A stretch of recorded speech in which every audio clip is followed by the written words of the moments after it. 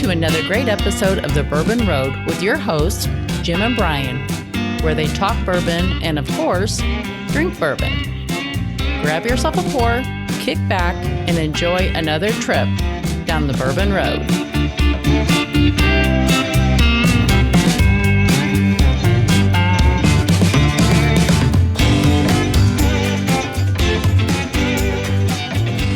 We're very excited to have Blanton'sBourbonShop.com as a new sponsor for the Bourbon Road podcast.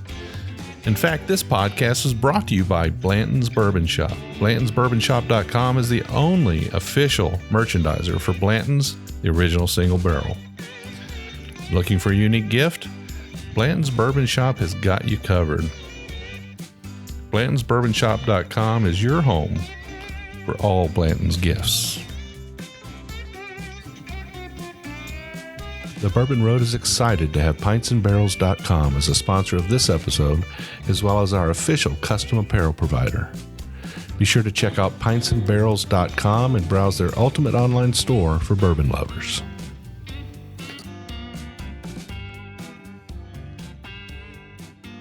Hello, listeners, and welcome back to another episode of the Bourbon Road podcast. I'm your host, Jim Shannon, and today we've got a special guest on the show. Alan Kennedy is with us from Rememption Whiskey. We're going to drink through a number of their expressions. I've actually been looking forward to this for a while now, and I'm kind of excited that the day is here, and I get to drink some new whiskeys with a new friend, and we're going to have a great time. Alan, welcome to the show. Well, thank you for having me. It's great to be here. So we're gonna talk about all kinds of wonderful stuff today, but I'd like to get straight to that first pour, as we usually do here. And can you tell us what we have in our first glass? Yeah, our first one is going to be our Redemption bourbon. This is going to be one of the core of what we do. It is a 21% rye mash bill. Everything we do has a lot of rye, and I'll talk about that one. But this one is kind of our ode to, our nod to Kentucky style bourbons. You're going to get, a nice little caramel, and you're going to get that, that sweet corn coming through and a vanilla and just a good pour. This is, it's what I use to make a highball with. This is, sipping after a hard day of work. This is, that kind of beautiful whiskey. So. All right. Well, I'm ready to check it out.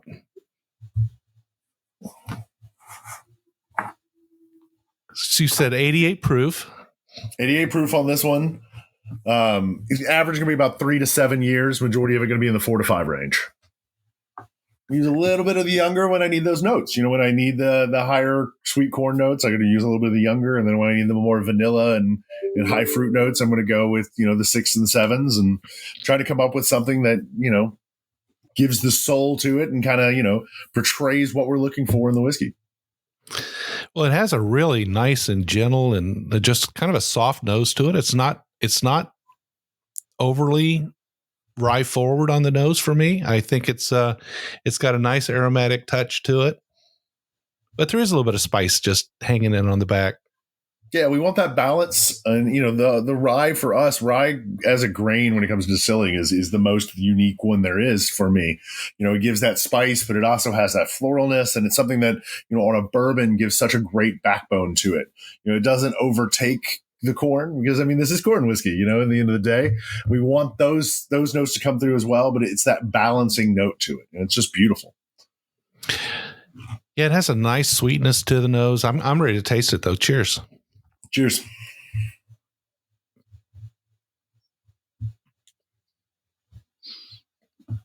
It does kind of have that balance between and when I say youthful notes, I'm talking about those wonderful bourbon notes that come in a 2 to 4 year old whiskey that tend to disappear later on as it matures.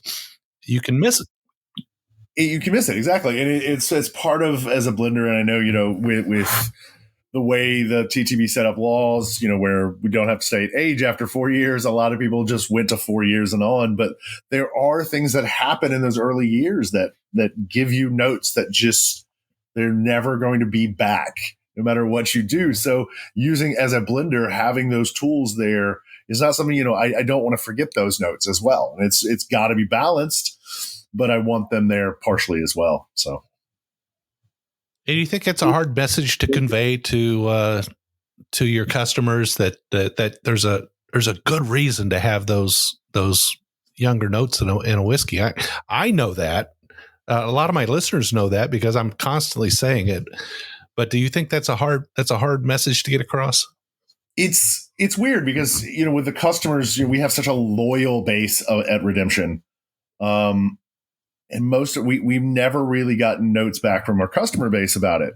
It's understood and respected that we're doing things to kind of create, as I love to say, the soul of it. And, what we need to get there is what we're going to use. I do find, though, that, as an industry, we have overly focused in on age sometimes, and we've overly focused on proof sometimes. I also see that coming back the other way now. We went too far in the 70s and 80s as an industry, and now, and then we went the other way, and now we're kind of equalizing out. It's more about creating an amazing product than it is checking boxes.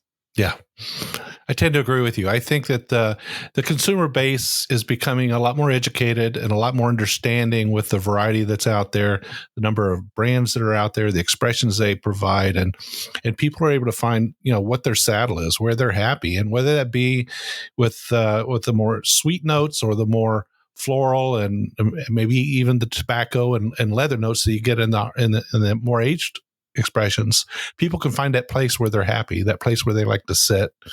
Yeah. I love a blend of those that just gives you this round, full-bodied, solution that's just wonderful for a wide variety of people. And I think you've done that here. This is really nice. Thank you. One thing we also I like to talk about is the fact that, like, I make a very large range of different whiskeys, and one is not better than the other. They're just for different moments in time. They're for different experiences. We have ones like we'll taste later that, are developed and have finishings and all these nuances, or we have another one that we'll taste later that's highly innovative and has never been done before, but that doesn't make one better. They're just for different times, when you get off work and you just need, that quick drink, that shot in a beer, you've had a rough day, we want to be there for you. If you're celebrating with your mom on Mother's Day, we want to be there for you. You've got that, that really rough day. Your friend had a, really hard day at work. We want to have a whiskey made for those moments. And using all the tools in your toolbox is way, way smarter in my opinion. So. Absolutely. Well, let's continue sipping on this. I've got a few questions for you, though. I'd like to know a little bit more about the name Redemption and kind of what was the origin of that. So Redemption, the name Redemption and the brand is focused in and based in the rye grain. Pre-Prohibition, rye whiskey as a whole was king of the whiskey world in the United States. The number one brand in the United States was actually rye whiskey out of Statesville, North Carolina. Shockingly, that's where Prohibition started. And as we saw the end of Prohibition coming, to help farmers in the U.S., we had corn subsidies come through, and it was a very good thing for them. But what it did was it made bourbon cheaper to make than rye. Rye grain as a whole is not the cheapest to make.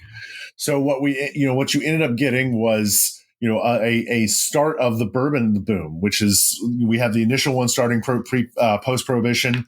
And then in the 50s, 60s, 70s, you kind of had the die out of a lot of American whiskey.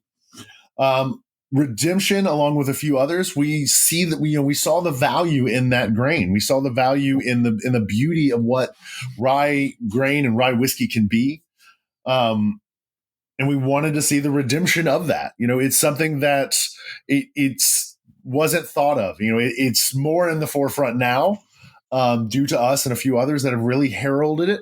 But rye as a grain is the most unique of them all, as I talked about earlier. It's got that spice, it's got that strength, but it's also got this floralness and this delicacy that, when it's all brought together, makes this beautiful whiskey. We see the Scots and the Irish and the Japanese all making, either already putting out or starting to produce rye whiskeys now because they're seeing the value in it as well. It's one of those things that nothing else like it, is like that in the world.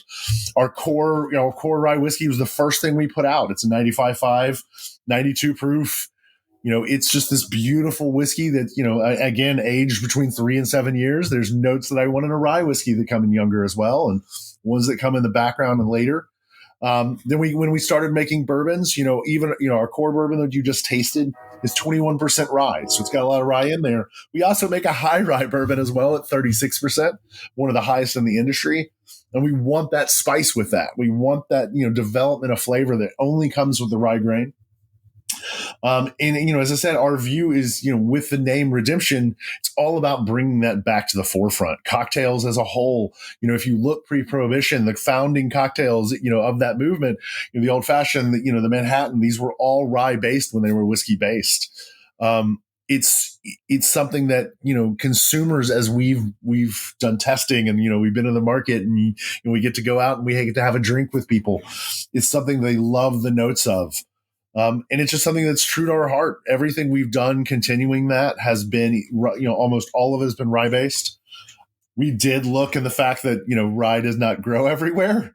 It's, I'm from Tennessee, I'm from Nashville, and you don't see fields of rye grain everywhere near us.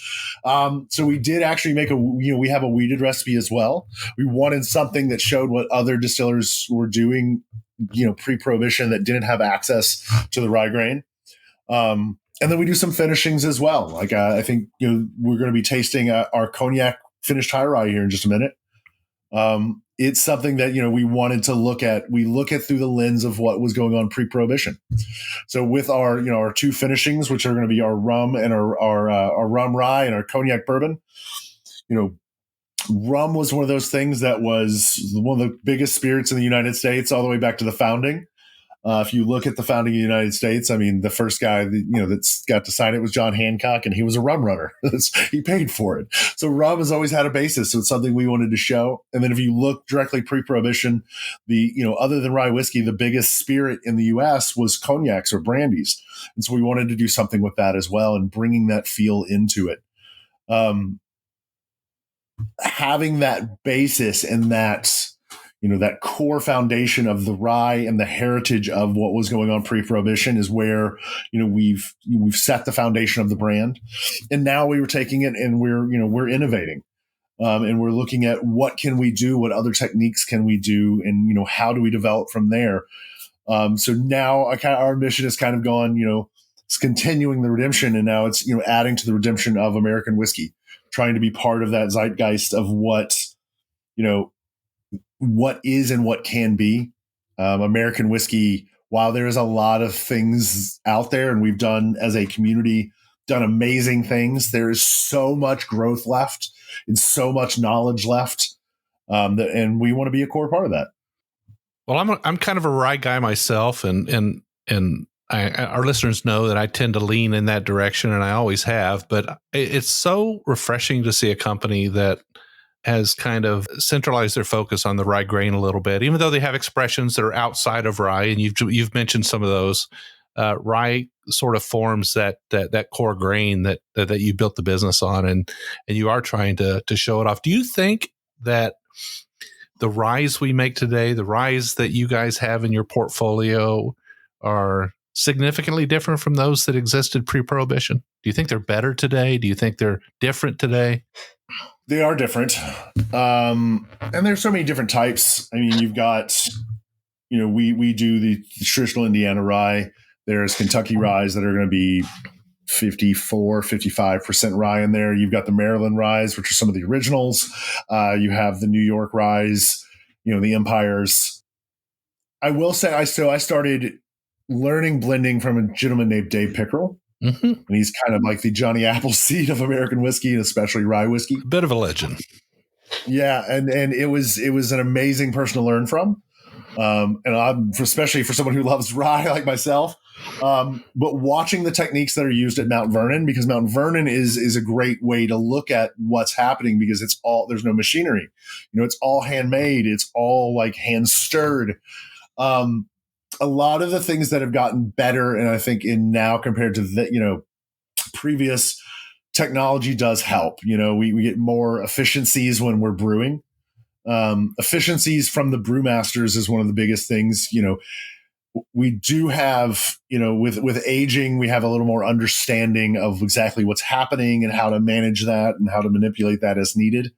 But the brewing is where the big part of it, especially with rye. Rye is not an easy grain to mess with. It is not an easy grain to brew. So Yeah, I would say that, the old way, the old copper pot stills over a log fire, scorching was a problem, I'm sure, and you had to deal with that. So we haven't really changed the process. We've just refined it and added technology to make it more efficient and less waste and less toil and trouble. Like, what is that? Bubble, toil and trouble, standing over top of the kettle, to make sure you don't scorch. Barrels there, even though they didn't use the barrels the same way as we do, we didn't have the charring and the toasting understanding that we do now.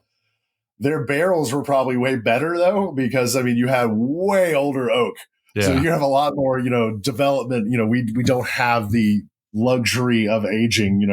I've read stories and, cutting down, we need barrels. So we're going to cut these ones out of a 20-year-old, forest. And it's like, I would kill for that now just to see what it would taste like. But, we don't really have that luxury anymore. Yeah, I'm sure that makes a tremendous difference. I hadn't thought about that, but the maturity of the forest and the tightness of the grain must have so much to do with it. The grain, maturity of the forest, the environmental impact that we're getting with the heat and humidity. It changes trees. They have to adjust to it. And I would love, there's no way to do it, but I would love to, just be able to see what was happening with theirs, especially with the modern techniques of charring and toasting and all the other fun things that we get to play with now. Sure. Absolutely. Well, you mentioned earlier that you were from Nashville. Can you sort of give us a little bit of a background on yourself? Like, where did you come from? What brought you up into the industry? What's your passions? What drives you every day? I'm a ninth generation Nashvilleian and a 12th generation Tennessean. When I say I'm Tennessean, I'm a true unicorn of the state of Tennessee. My family helped found it. Wow. And I grew up around the whiskey world. I grew up cooking though. So I'm one of three sons. When my youngest brother, I'm the middle, and the artsy middle child. But when my mom was pregnant with my little brother, she wanted something just for me and her, and she taught me how to cook, to bake specifically. And so that led me down a path, and I ended up going to culinary school. So I'm a ACF certified pastry chef. Making pastry, making bread, and making whiskey are very similar. Sure. And so that passion, very, very well connected. While I was in culinary school in Atlanta, I found out that I needed this thing called money. I don't know if you've heard of that one. It's kind of needed. So I started serving in restaurants. And I ended up at a restaurant that had a very large wine list because the guy that owned it just really loved buying wine. I then figured out I could make more money selling that and got a bug for it and ended up becoming a sommelier, multi-level somm, and found this passion for wine. And it's having those two bases when it comes to what I do now is amazing, because becoming a somm, I learned to use my nose and my palate in a whole different way. And then with pastry, I learned how to put everything together in the science of it. And the two work really well hand in hand. Got tired of the wine world a little bit, though, and started learning the cocktail world and the spirit world. Took every paycheck that I got every week, 2 weeks, and would go out and buy a spirit I'd never had before and learn literally everything I could. I am what you would define as a nerd when it comes to spirits. Got heavy into the cocktail world. Created cocktail menus for bars throughout the country and, a couple places throughout the world, helped write cocktail books, ran cocktail competitions. That led me to work with brands, doing brand ambassador work, teaching about spirits, and led me to meet Dave Pickerel and work with Whistle Pig. And that started a whole new path. Yeah. Being able to travel the South with that man and just vicariously learn and ask questions and break bread with him. And just, I learned a lot from him work-wise. I wasn't part of his blending team. I was, part of the sales ambassador team, but, we were traveling constantly. And if you can't tell, I like talking and asking questions. And he was always willing to teach. And it led me down a new path. And I'm lucky to have him as a friend and a mentor. That led me to Town Branch Whiskey in Lexington, Kentucky, Town Branch Distillery. I took that over as the head blender, and then after a year was awarded master blender. one of the youngest master blenders in Kentucky Bourbon Trail history that we know of. And I got to just play and learn and develop and create. It allowed me to take something and find what drove me when I made a whiskey. I had a lot of hands-on time and, in a small blending area and with a small crew of people during COVID, where it's just me and two other guys every day, and learning from them, from the things that they knew from the past, and learning what made me want to do even more, what created my passions. I am a weird one when it comes to blending. Anyone can blend a whiskey based on numbers. Nowadays, we have enough science ability to where you could pull enough lab reports and pull together a 91, 92 scoring whiskey. I blend based on emotion, based on sense memory. I want something that evokes something for, like, as a soul. I want a memory. My favorite memory making whiskey, not last Halloween, but the Halloween before. I have two young daughters. I have a now 6-year-old, now 3-year-old. But we were going trick-or-treating. And, we got about halfway through, and my youngest, it was her first time, and her legs, she's got small legs, and she was done walking. So she and I stopped back at the house and passed out candy while my wife and my older one continued trick-or-treating. And I passed her a bag of candy because I'm not, cruel here. She's going to get to eat some while we pass out candy. And I passed her a bag of, I don't know if you remember them, but sugar babies. Oh, yeah. Little candy-coated caramel candies. And I watched the look on her face just explode because it was a new flavor and a new experience and a new love. And she's got that, that sweet bug that I got, obviously I'm a pastry chef. And I got to watch this, and I got to watch her passion and then my feelings as a father. And I went and I made a whiskey, and I pulled like 700 barrels and found 50 of them that had caramel and butterscotch and vanillins. And I brought it together to show not only what I saw her feel, but what I felt. And I wanted to put that in a whiskey. And when the reviews of that came back, people were just fervent about it. They just fanatic about this whiskey, and they felt something themselves, and it made them remember something. And they had no idea what I was doing, but it made them feel something. Wow. And if I can do that, if I can express my love, my passion, my feeling, my memories, into a whiskey or anything that I make, that is what is successful for me. Because it's those moments that make you want to share this with someone. Fantastic. What a great story. What an amazing story. It's one of those things that, like, I want you to have, I love it when people have brand loyalty because they've had great bottles, but I want someone to have loyalty because it makes them feel something. Sure. Yeah. I mean, there's a lot of choices, a lot of great choices, but I want to mean something for somebody. So did you find out early on, like maybe when you're in the kitchen cooking with your mother, that you had this palate, this ability to take flavors and create things, that was something that you could do going forward, or did you just have fun doing it? Did you realize there was some kind of a skill internal to you, or did you just love what you were doing? When I was young, no, I didn't, I was just cooking. I was cooking with my mom, it made sense. I could make additions. I learned, like, when it comes to baking a pastry, you learn the science, like, here's the core of how you make a cookie. And now you learn what you can add. I didn't know that was a thing till, I'm 43. So, the upcoming, the buildup of Food Network, oddly enough, I was watching these shows and I was like, oh, I do that. And it made me realize at the time, like, maybe that's something I should be looking at. I was trying to figure out what I was wanting to do when I was in school and college. And I was like, I don't think I want to be in advertising. I think I want to do this instead. So I went that route to, the chagrin of my father, who now understands my path and is more than okay with it.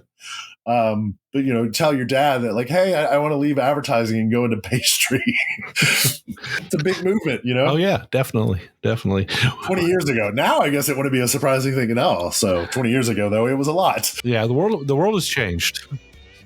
So we're going to keep sipping on this Redemption bourbon. We're going to go into a short break here. And when we come back, we've got 2 more expressions and a lot more great stories and anecdotes to come back to. And folks, stick around. We'll be right back. Looking for a unique gift? Blanton's Bourbon Shop has got you covered. All of their handcrafted wood products are made in their in-house wood shop with authentic bourbon barrels. Specializing in barrel-aged potent treats, they use Blanton's barrels to age their own maple syrup, honey, and coffee. Find the most unique gift ideas for your golf lover, cigar connoisseur, avid coffee drinker, and Blanton's fan. Want to win an authentic Blanton's Barrelhead? Make sure you sign up for the giveaway on the homepage of their website. BlantonsBourbonShop.com is your home for all Blanton's gifts. If you're a bourbon drinker, and I bet you are if you're listening to this podcast, you need to head over to pintsandbarrels.com and check out the ultimate online store for bourbon lovers. Pints and Barrels Company was started by bourbon lovers for bourbon lovers. From spices to t-shirts, you'll find the perfect bourbon gift. Pints and Barrels proudly supports the Bourbon Road and invites you to visit pintsandbarrels.com. Do you need a custom apparel or swag for your bar, distillery, maybe even your bourbon society? They can do that too. As a matter of fact, they print our apparel. We're so happy with the quality and fast turnaround. Pintsandbarrels.com, the ultimate bourbon lovers gift shop and branding specialist. All right, listeners, so we're back. We had a nice little break there. We managed to finish off that glass of Redemption bourbon. Very enjoyable. I really like the well-rounded flavor. I love the contribution that younger whiskey gives to it. I think it's at 88 proof. It's a good solid pour. It's great for cocktails. I think it's good for, you can have it as a straight pour as well. And it's really nice. I think you did a good job putting that one together, and I think our listeners are going to really enjoy it. Thank you. It's also a nice one because it sits at around $29.99. This isn't one that's going to break the bank. It is supposed to be there for that daily pour, as you said. That after work, that cocktail. We price it to be that. So awesome. Well, what do we have in our glass for the start off the second half here? So the second one is going to be our cognac finished high rye bourbon. So I was told a long time ago that, if you really care for something that, as a blender or a distiller, that you should always have a flask with you with something that you really love in it. So cognac is what's always in my flask. This is, I don't love any of my children more than the others, but I do love this one a lot. So, we take our 5 to 6 year old high rye bourbon. So the 36% high rye bourbon that we have, most of it's going to be 6. I sometimes have some 5-year-olds that are ready beforehand. We age them for 1 year in fresh cognac casks. So we have a deal in which we work with the producers in cognac and the barrel owners in cognac. And so when they're dumped in October, they are put on a ship and sit here. And we finish those off. We pour it in and we let it sit for 1 year. And after, when we disgorge the liquid out of it, we actually put water into those barrels. And roll that around and not only we're letting some of the thermo reactions happen with the water for those nerds that are, that really worry about that, but we're also pulling some of that bourbon and cognac out of the wood because we're using more water, and we use that to actually cut the bourbon down to its proof. Oh, what a great idea. So very old technique. Takes some time, but I've got great partners. And this one is our partner in making this one is Castle and Key, and they are an amazing team that allow me to do all my weird, wacky ideas. As I said, these are very old school ideas, but it's just something that adds to the development of the flavor. So how much of your whiskey remains when you dump a barrel like that? How much is still sitting in the wood typically? Do you guys have an idea what that is? Depends on the season. Yeah. Obviously, so in wintertime, you're going to get more in the wood. Summertime, you're going to get less in the wood. We dump these in winter. It's tightened up. It's allowed more to come out. So when it's warm in the summertime, it's allowing more to, go into the wood. We dump in the winter, so we have a little bit less out. And then when we heat it up, it kind of opens the pores. You're looking, they always say between 4 and 6%. Oh, wow. On new oak. I mean, the first year, usually when you lay down new bourbon, you'll lose about 10%. In casks, it all depends on how dry they are. So usually about 4 to 6%. So you're kind of looking at 2 to 3 gallons. Yeah, trapped in those wood Devil's pours. Cut. Yep. Wow, fantastic. Well, and obviously, there's people that have been doing a lot of work for many years pulling out the Devil's Cut, such as Jim Beam. Yeah, they've done a pretty good job, like figuring out the technology needed to do it. It's a lot of investment to be able to do that. So I've seen some weird vacuum contraptions and stuff to do it too. Now, does that whiskey that comes out of the wood after dumping, does it have sort of a different profile than the whiskey that was poured earlier, or is it pretty similar? When the people that are pulling the straight whiskey out of it, the people that I've tasted, I haven't seen a lot of them. They're a little stronger in the wood notes and the char notes, but it's a good blending part. I haven't had a lot of time or practice with what I can do with it. The way we do it, because we're adding the water, I'm not tasting it straight from the wood just because, it goes immediately into that. But there's a lot of reactions that happen when you add water to ethanol that can actually negatively change your whiskeys or any brown spirit. Brandy is affected by this really greatly. And it's something that it's called saponification. It can add like soapy flavors. If you ever had a bourbon that had soapy flavors, that's exactly what happened. And taking the slow time to put it in, you'll hear of distilleries saying they add 1% water a day for a month. And there's other techniques that have been found over the years to try to help stop this. This is one of those techniques. I just like it because it also, it pulls it back some, and it allows us to, if we're cutting this down, it's a little bit harder of a cut process, but it allows us to, have something magical going in. So fantastic. Using amazing Kentucky limestone water and cognac bourbon to cut with. It's great. That's great. All right. Well, let's check out this whiskey. Please do. Should get the apricots and the baking spices from the cognac, but I still wanted it to taste like a bourbon. So yeah, I mean, on the nose, I mean, I can, it's been a while since I had a glass of cognac, but I'm getting it. I'm definitely getting it. It's definitely apparent on the nose. Thank you. This is that, how do I like to describe it? My fanciful tasting notes. This is like melting into a couch at 3:00 in the morning with that final drink of the day. It's that whiskey. Yeah. It's that moment. Yeah. This is a great, this would be a great cigar whiskey too. I think it's very nice. Yeah.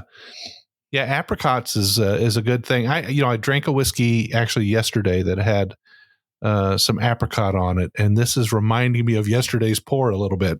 This is wonderful. Thank you. I said, this is my baby. So it's got a little bit of vanilla cream to it too. Mm-hmm. Wow. Good mouthfeel to it. Good body to it.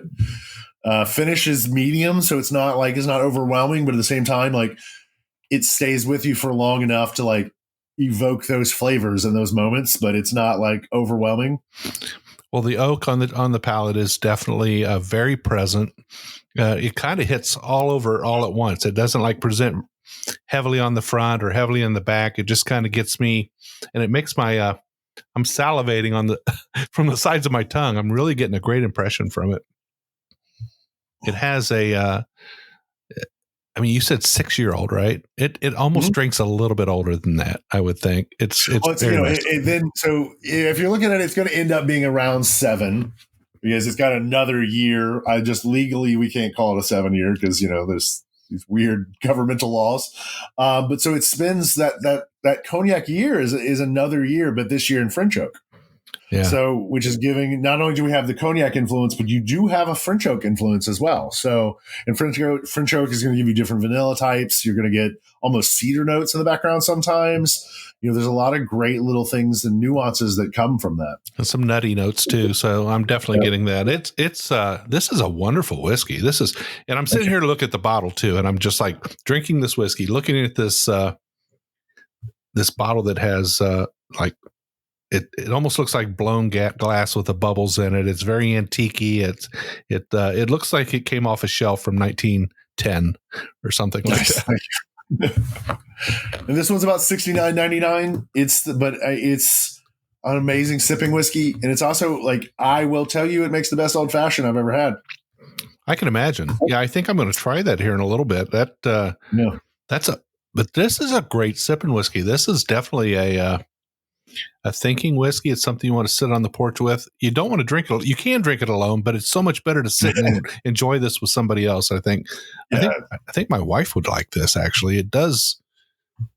It does seem to me like a profile that she would really enjoy. My wife is the true master blender of the house. Everything I make has to go through her approvals. Yeah. So I know she loves this one. So she has a great palate, I'm sure. She honestly does, but she's my rock on it. If I always go to her to make sure that I am seeing the right path. Like I've the blend is right. She'll tell me because no one's going to be more honest to you than your wife. So true. we have 2 kids together. We've been together for a decade. If I messed it up, she's going to be like, Alan, go back. Yeah. This isn't okay. This isn't good. Yeah, it's fair. So, I mean, and you can say sometimes, why are you so critical of me? But the honest answer is, if not your wife, who? Right? I mean, if not your spouse, if not your partner, if not your best friend in the world, who's going to be honest with you? So exactly. And I need, especially when you're creative, you need that insanity check, I guess is a way to put it. You need that moment of being like, because I'll come up with ideas and she'll just be like, yeah, that sounds cool, but you're not going to do that. You're not going to go find an ice cream factory and freeze jack whiskey to get it higher proof just to see what happens. That doesn't make sense, Alan.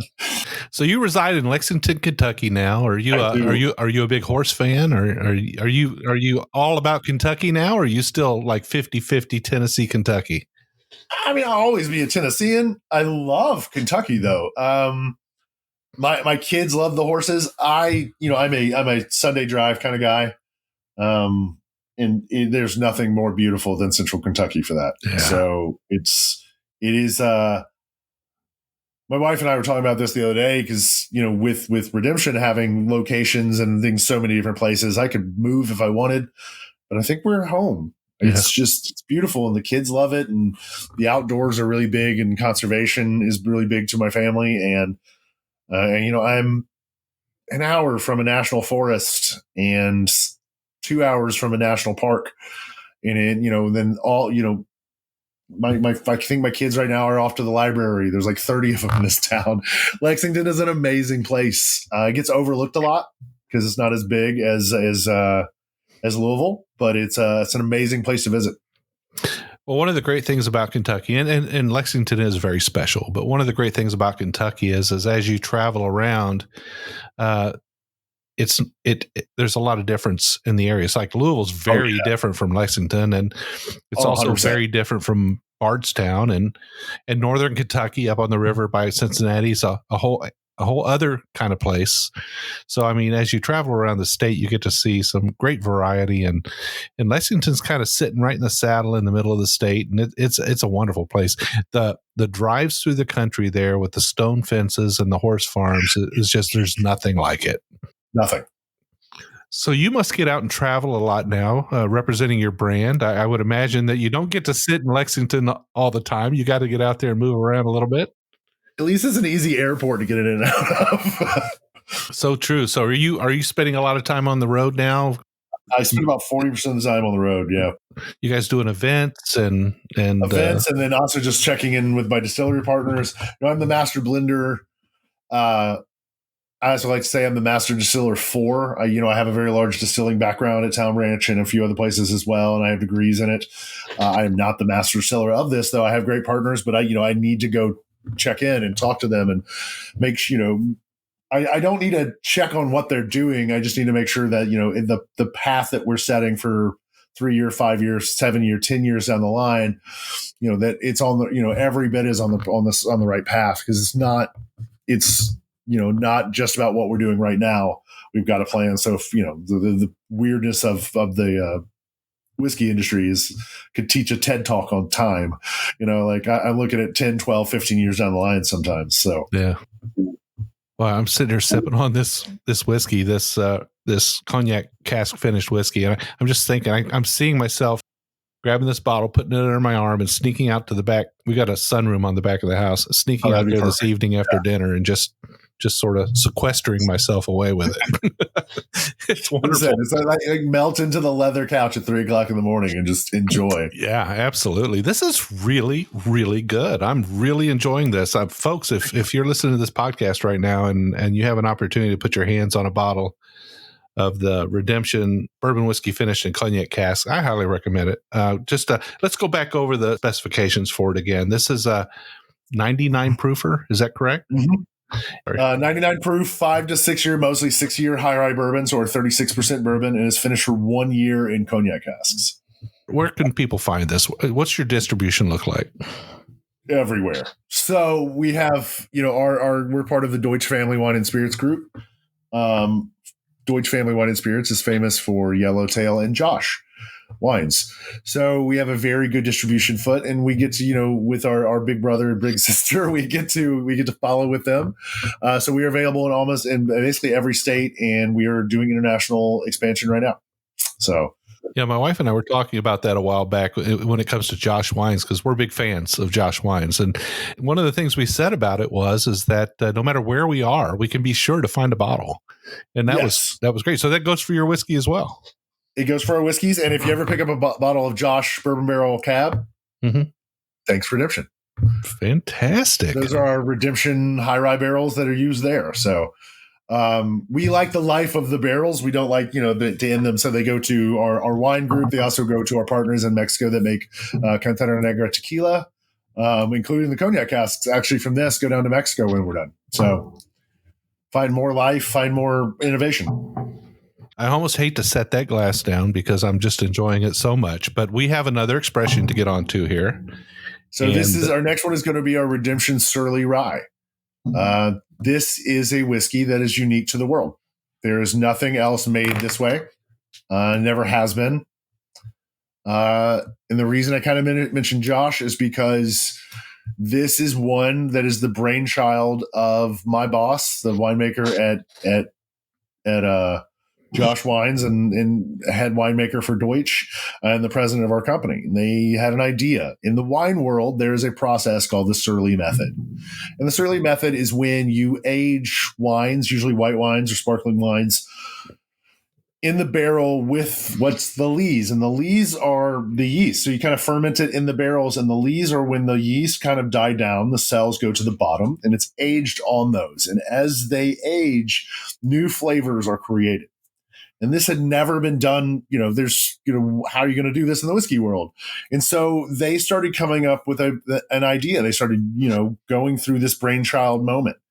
And what happened, what we do with Surly is, so we make our 95.5 rye whiskey, and we take the back set, and the back set is what's left over, right? It's dead yeast cells and all the stuff. We centrifuge that to get the solids out. And we take that liquid and we actually put some of it into the fresh barrel, the unused barrel, and then we put new make on top of it, and we age them together. We age them for 3 years. We roll them during this process to keep that all mixing together.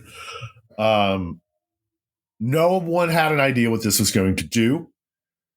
And it is just amazing. So you get the spice and you get the strength of our whiskey. So it's 3 years old, which is kind of the place we hit this one, where we really liked all the aspects coming through. But you get umami, and you get like forest floor, and you get like food notes, and you get like a marshmallow at the end, and all these notes that are new to rye whiskeys and new to U.S. whiskeys. This is, to me, like the ultimate food whiskey as well. Like if you're going to sit down and have roasted meat or a steak or mushrooms, like Thanksgiving dinner, you could go for that glass of red, but I think this pairs as just well to it. It's got these new flavors and these new feelings to it that is just beautiful. All right, so Surly is S-U-R and then a second word L-E-E. So Correct. It's a 2-word phrase. Surly, what does that stand for? On the lees, and lees are the yeast cells. On the lees. Okay, got it. Fantastic. All right, well, I'm going to check it out. Cheers. Cheers. Wow, it does have sort of a nice earthy nose to it. But when you sip it, that will be balanced with the sweetness of a young rye. And so it's it really is just unique. When I started with this company, I had 9 interviews of 3.5 months and go through all the things. And the end of every interview, they asked me, like, would you have any questions about this company? And I just, every time, yeah, tell me about Sir Lee, because the press release had come up, out a few months before. And like, I wanted that if I didn't get this job, I wanted to know every bit of information because this is fascinating. It is a brilliant moment. And I love this whiskey. It's $59.99. It's light. There's a little bit left in the market. We're about to release batch 2 in the next couple months. So, wow, I'm getting kind of a little bit of a sour yeast note on it, a little bit, it kind of reminds me of the dough for making bread a little bit. It's that smell of like of proofing dough. Yeah, exactly. When you if you use like plastic wrap specifically for my mind on this one, when you open that plastic wrap, that smell that wafts up from proofing bread. Yeah, and as a pastry chef, that's right up your lane. Yeah, right up my lane. Yeah, but it's got this umami on there as well that like I've never had in a whiskey. I've never tasted whiskey with umami before. Yeah, and I love it. The palate is totally different. I've got a buddy that will just eat this up. He loves this stuff. He's a rye fanatic to start with. He loves malted ryes, for different reasons altogether. But he's going to go nuts over this. I can tell you right now. This is wild. I love it when I get flavors that I've never experienced before, but they remind me of things totally unrelated, but wow. This is a thinking. I got to think about this one just a little bit. It's one of those ones, and this is what I like. It evokes memories and senses. And like, I think with this whiskey, and the reason I love it so much is, yes, you can sit there and you can think about this and find all these new things, but it is also not so esoteric that you can't just drink it. Yeah, that's true. We've all had those whiskeys and those esoteric whiskeys that are like, this is great for thinking, but like, I'm never going to want to just grab a glass and like cook dinner with it. This is that too. It can go both routes. And I love that. Yeah. I think I can just sit down and drink a glass of this and be perfectly content with it. But also I'd like to have an ounce or an ounce and a half in a Glencairn and just go off to myself and just drink it for a while, see how it develops and changes, how my palate sort of conforms as I drink it, because this is something that I've never experienced before. It's something that's totally different, and it's good. It's delightful. It's wonderful. I mean, I'm really enjoying it, but I want to explore it. I really want to find out more about what it is. And I'm not going to do that on the show with a half-ounce pour, but I will go and drink it further. This is amazing. And nobody else is doing this. It's a technique. It didn't exist when we went to the TTB, the governing body. That took a while, and they weren't negative against it. It was just, it took a while to get through the process. Yeah. To figure out how this set, because there had to be judgments made, because it's technically a straight rye. Yeah. Because with rye, you can add a certain amount to it and still be straight. And it's, all those little details of how we do it. We are going to look at doing a bourbon, but we want to, beyond the fact that rye is our core, when we do the bourbon version, because of the laws of bourbon, this becomes, we think it would be a flavored bourbon. Got it. So looks a lot weirder, but it's one of those ones this Surly rye will be here. It is permanent. Yeah. But Surly bourbon might just be something we do one off to see how it is at first and work with the TTB again. But it's a new technique to world. So this particular one we're tasting now, the rye, this is something that can be found wherever Redemption products are sold. Should be. It's a little, what you're tasting is batch 1. It's a little bit low. It came out not last September, but the September before, and it's finishing up. And then the new batch 2 is coming out in the next couple months. So if you can't find it right now, you will be able to find it later this year. Fantastic. It'll be a little bit allocated this year, and then it'll go full non-allocated next year. I'm not talking like Pappy allocated here. Like, normal, you'll still be able to find it in all states. So Sure. Well, let's go back through the three expressions that we tried today. So we had your Redemption bourbon, and that was an 88 proof bourbon that, if I remember correctly, I don't remember correctly. What did you say the price? $29.99, right? $29.99. Some states 27. We like to keep it under 30. 21% bourbon, 3 to 7 years old. Just your good. This is that everyday moment whiskey. This is that highball. This is that cocktail. And then the Redemption bourbon finished in cognac cask. This is a beautiful bottle, just an amazing looking bottle. We're looking at $69. Is that correct? Correct. And that should be available all the time everywhere. So, and that's the one I'm going to tuck under my arm and go out onto the All Four Seasons room with this evening and just really enjoy. Then the Redemption Surly. This is a rye whiskey. This is something that is altogether different from anything else on the shelf out there. This is available at your distributed locations for $59.99. Correct. Fantastic. So amazing. So what else is going on with you guys? I mean, we've talked about these three expressions, but I mean, what else is on the road for you guys? I mean, obviously you're dipping your toes in the finished whiskeys. I mean, is that something that's going to play a big part in your future portfolio? What about extra age whiskeys? I did peruse your website a little bit before we got on air here, and I see you do have a lot of stuff in the elevated age range and elevated proof range. Yes, well, we have a series of our 10-year barrel proofs. We've got next rounds of them coming this year and next year. It's just basically when the stock is ready. We have some other older ones that possibly could be coming out a little bit. Can't really talk about what, but we have a very good library of barrels, and we're looking at some of our older stock and doing taste analysis and things like that to see if it is worthy of it. Just because something's a very old whiskey does not mean it's worthy of becoming a bottle. So we want to evaluate that and find out where it fits in the story.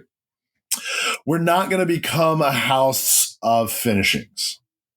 We have a lot that we're playing with. I've got a lot of barrels down. I've got a lot of finishes down to see what happens, to see where it would fit.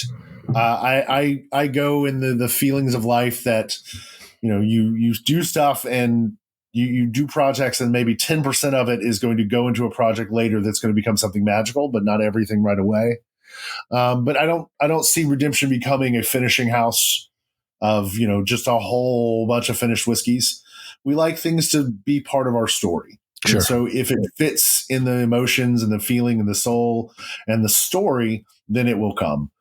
We do have some other things working as well. We're playing with different proofs and some different mash bill ideas. Always working. A lot of what I'm working on now is innovating with technique and seeing what techniques from other parts of the worlds, as in, what if there's techniques in other techniques out of wine or baking and pastry or brewing, techniques that can affect and create something magical. Yeah. And it's a lot of time and expression, to go through, goes into making that. But I have some very, very supportive bosses that allow me to create some fun stuff. So, well, can I put an idea in your head? Is that okay? Yeah, I would love somebody to make a good colonial rye. Okay, I would love that. I mean, I'm not sure that it would be huge in demand, but boy, for the geeks of us out there, the rye geeks out there, I'd love it. And I've had the rye from the estate of George Washington, and I mean, it's good, but I would like to have that rye made with new technology. The commercial version of it. Yeah, commercial version of it. I think it would be really good. I've had some rye moonshines, basically that were made by no-name guys out in no-name woods and no-name city of no-name states, and they're just amazing. And they're based on that. More about this than I ever will. Potentially. I've known a lot of those guys growing up in Tennessee and living in Kentucky for a while. My God, the amount of knowledge. Yeah, but the rye versions of those shines are just unbelievably good, and I think that I don't know. I think there's something there. I'm just saying. I don't know, but it's fun to think about anyway. Well, Alan, it's been a blast having you on the show here. We've drank through some amazing whiskeys. You guys are killing it, no doubt about it. Thank you.